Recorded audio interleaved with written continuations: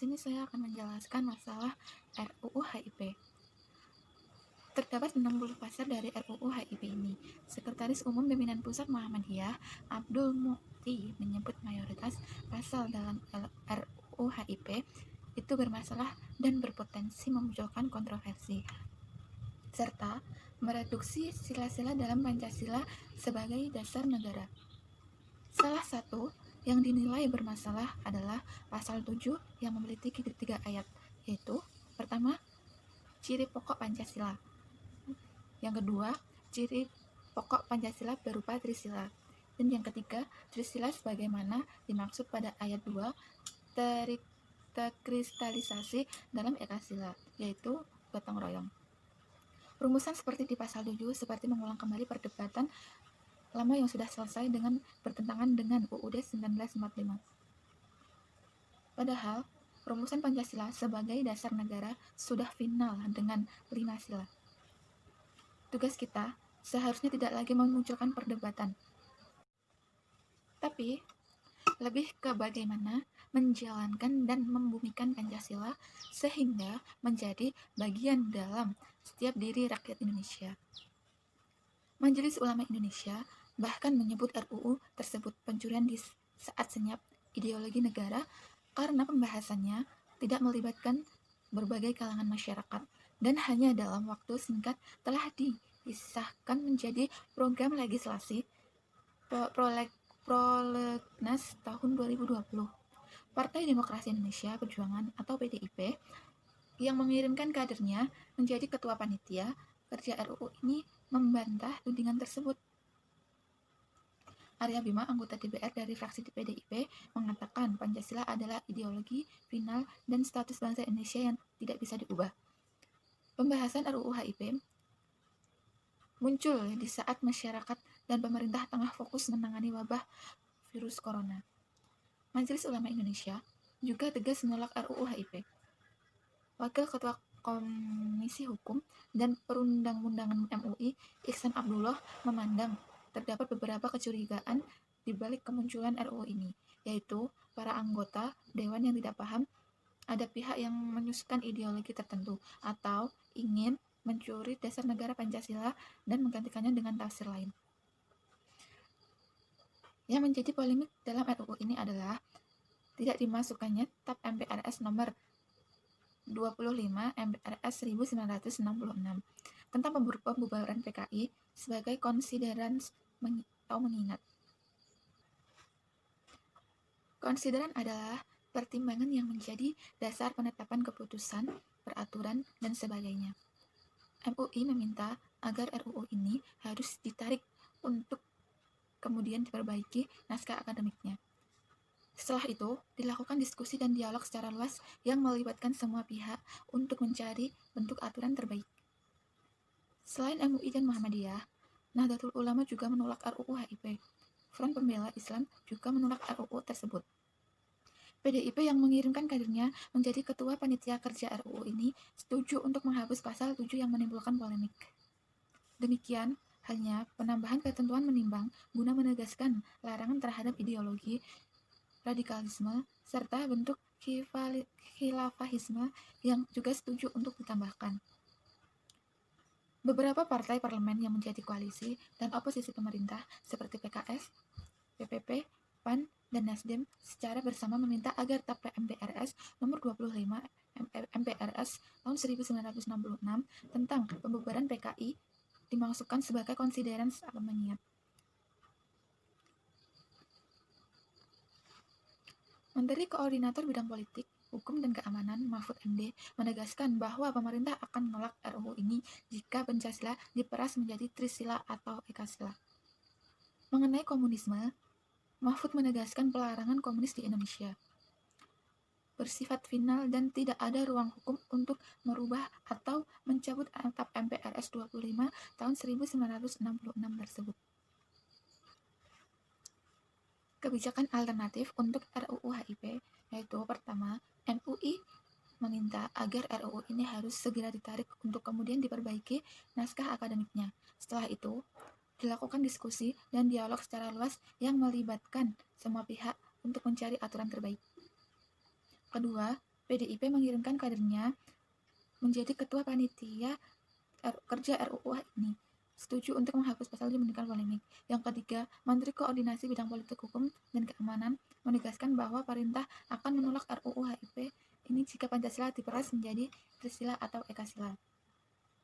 Yang keempat, mengenai komunisme, Mahfud menegaskan pelarangan komunis di Indonesia bersifat final dan tidak ada ruang hukum untuk merubah atau mencabut TAP MPRS 25 tahun 1966 tersebut.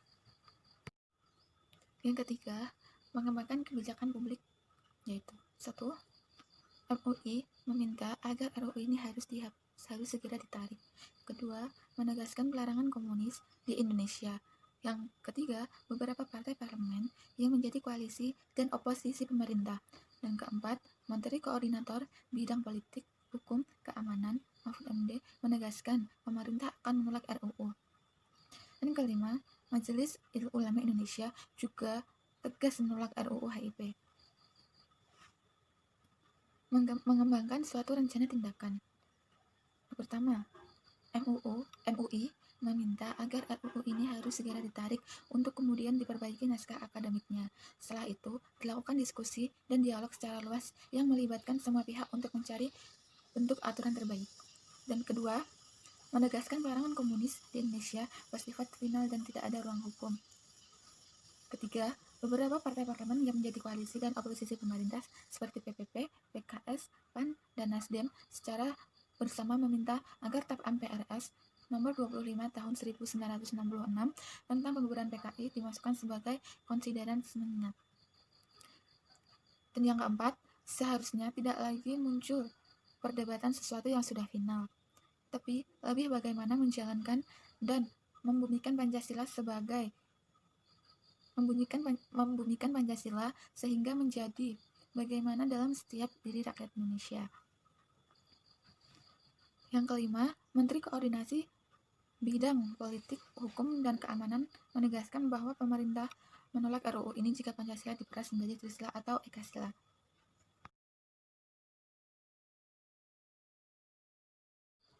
Kasus yang kedua yaitu peran WHO mengenai pandemi corona.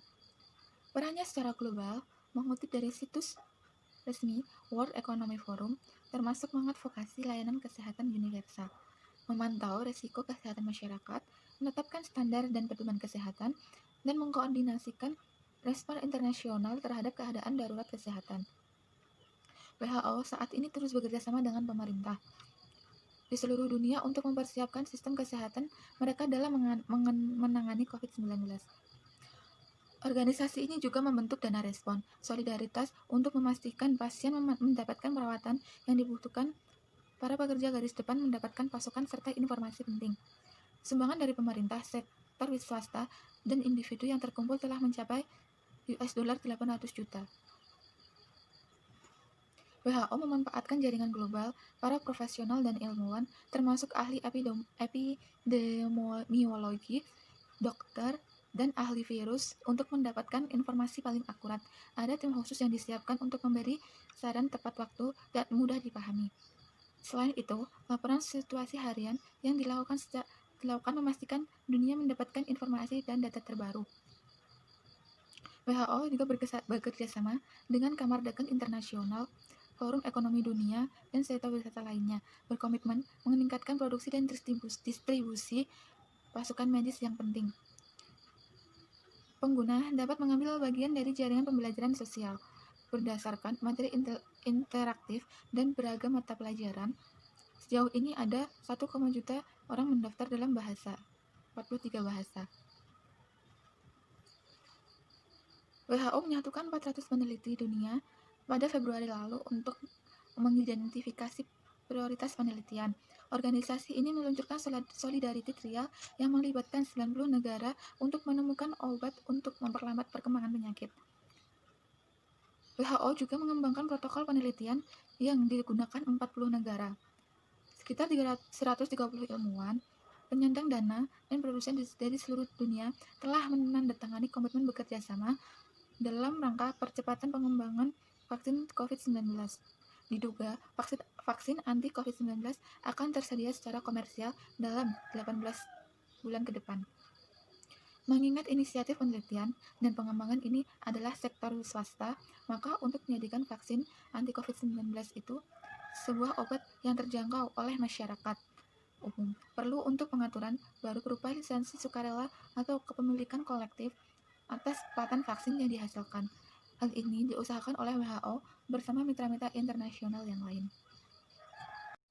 Untuk kebijakan alternatif, yang pertama, WHO bersama mitra-mitra kerjasama terdiri dari negara donor, lembaga penelitian, dan industri telah mengembangkan sebuah WHO Blueprint on COVID-19 atau cetak biru penelitian pengembangan WHO untuk COVID-19.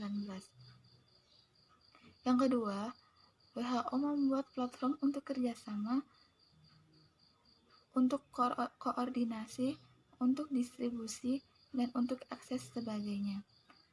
Yang ketiga, mencari vaksin laboratorium di banyak negara sedang melakukan tes untuk mendapatkan vaksin COVID-19.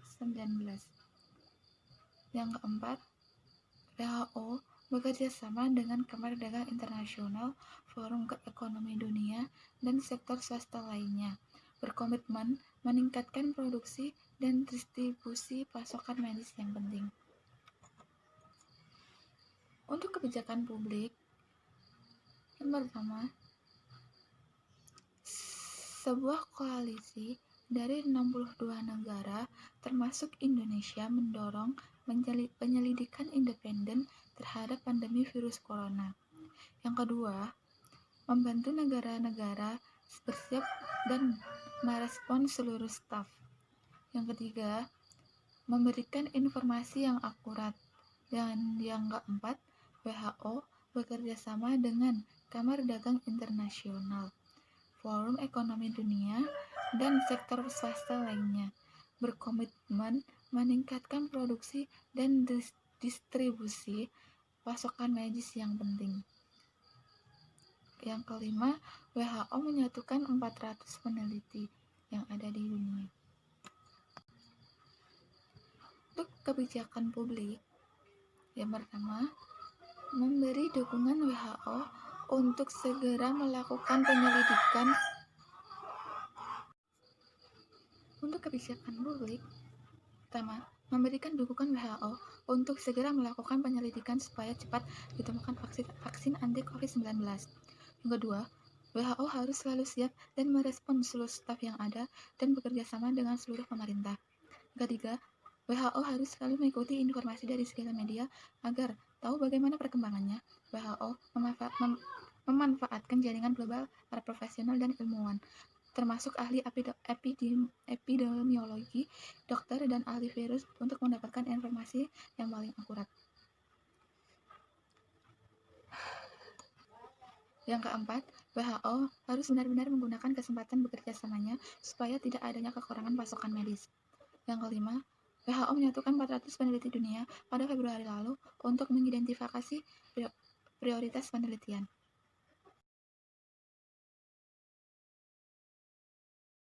Kasus yang ketiga, yaitu perlukah adanya BPIP, Badan Pembinaan Ideologi Pancasila, sedang menjadi perbincangan hangat belakangan ini.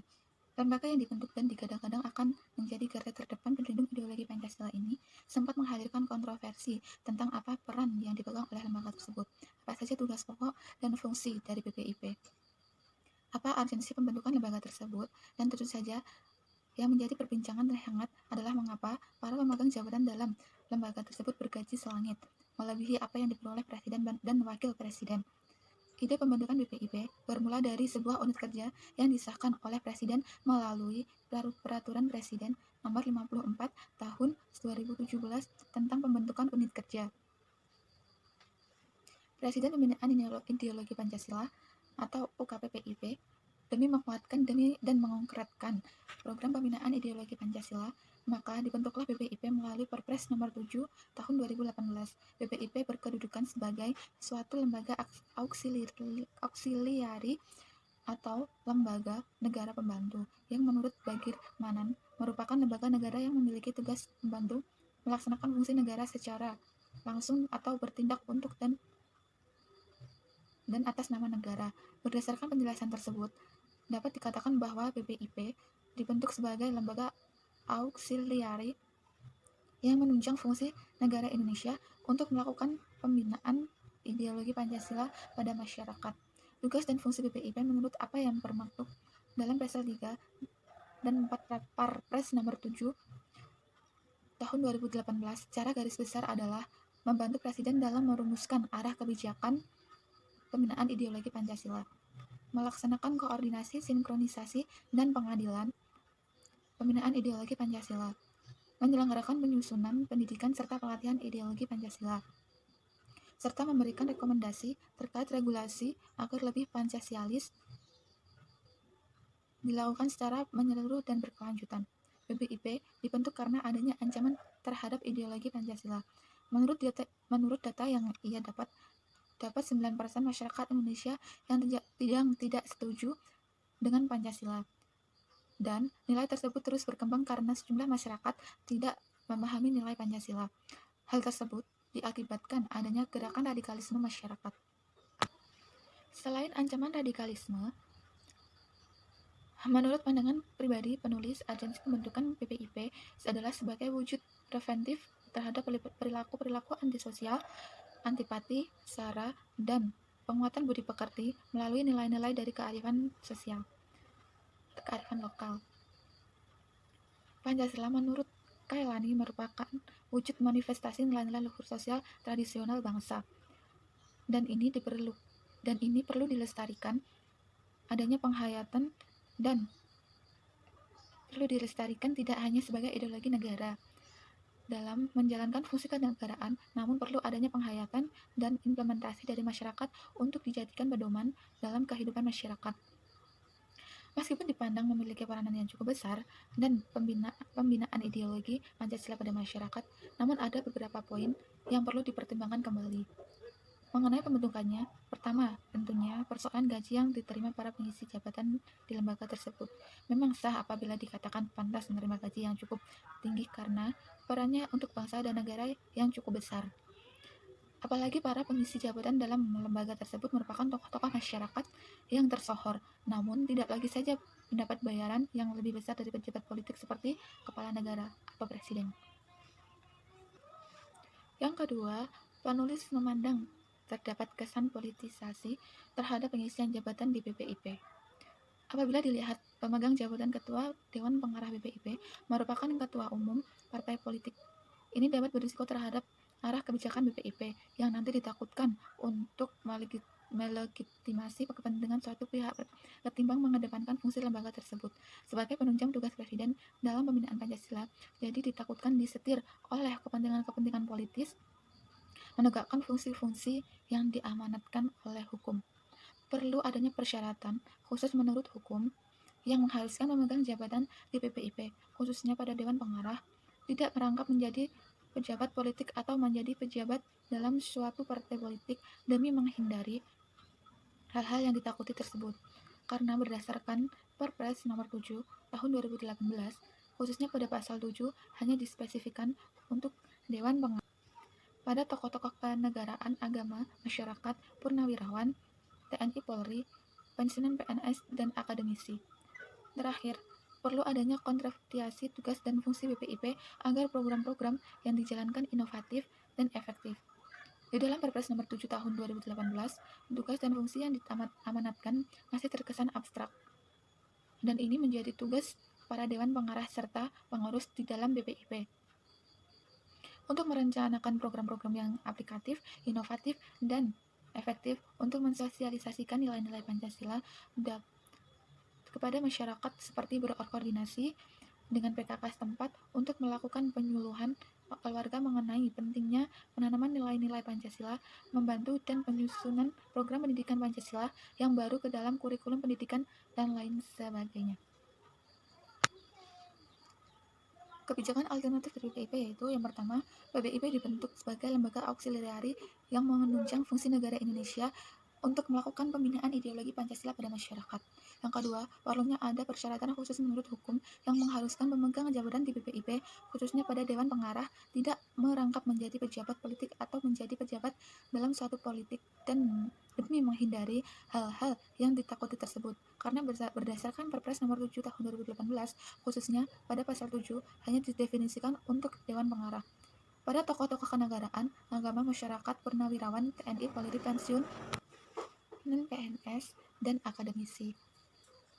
Untuk kebijakan publik, yang pertama, BPIP harus menjalankan tugas dan fungsinya menurut apa yang bermaktub dalam pasal 3 dan 4 Perpres nomor 7 tahun 2018. Yang kedua, meningkatkan dan memaksimalkan kinerja BPIP. Ketiga, memberi gaji sesuai dengan hasil kerja BPIP. Yang keempat, melakukan pengawasan kinerja. Dan yang kelima, menerapkan nilai-nilai Pancasila. Lalu, mengembangkan rencana tindakan. Yang pertama, pemerintah harus memberikan gaji kepada BPIP sesuai dengan hasil kerjanya. Yang kedua, BPIP harus menerapkan nilai-nilai Pancasila dalam kinerja supaya tidak terjadi penyimpangan. Yang ketiga, menurut masyarakat juga harus ikut mengawasi bagaimana kinerja BPIP. Dan yang keempat, BPIP harus meningkatkan dan memaksimalkan kinerjanya agar tidak dimanfaatkan dan pemerintah dan masyarakat memberi dukungan. Yang kelima, BPIP harus bisa menjalankan tugas dan fungsinya dengan baik.